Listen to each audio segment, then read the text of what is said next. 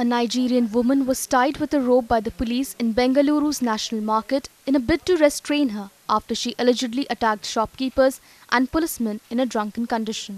Authorities at KC General Hospital claimed that the woman had to be physically pinned down before being sedated.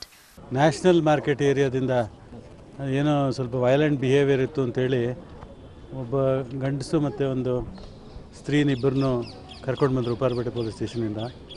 ಪರೀಕ್ಷೆ ಮಾಡಿದಾಗ ತುಂಬ violent ಆಗಿದ್ದು. ನಾವು ಸುಮಾರು ಒಂದು 15 ಜನ ಡಾಕ್ಟ್ರುಗಳಿದ್ವಿ ಆ ಸಮಯದಲ್ಲಿ.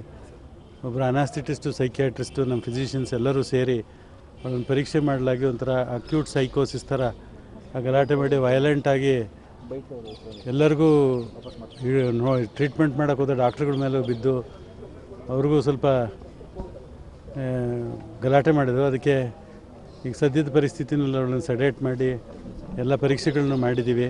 ಸೈಕಿಯಾಟ್ರಿಸ್ಟು ಮತ್ತು ನಮ್ಮ ಕ್ರಿಟಿಕಲ್ ಕೇರ್ ಮೆಡಿಸಿನ್ ಇರೋ ಅನಾಸ್ಥೆಟಿಸ್ಟು ಇಲ್ಲೇ ಇದ್ದಾರೆ. ಈಗ ಅದು ಡ್ರಗ್ ಅಬ್ಯೂಸಾ ಅಥವಾ ಏನಾದರೂ ಅಕ್ಯೂಟ್ ಸೈಕೋಸಿಸಾ ಅಂತ ಇವನು ಎವ್ಯಾಲ್ಯೂಯೇಟ್ ಮಾಡೋದಕ್ಕೋಸ್ಕರ ನಿಮ್ಯಾನ್ಸಿಗೆ ಕಳಿಸ್ಬೇಕಾಗಿದೆ. ಈಗ ಸದ್ಯಕ್ಕೆ ಸ್ಟೇಬಲ್ ಆಗಿದ್ದಾರೆ.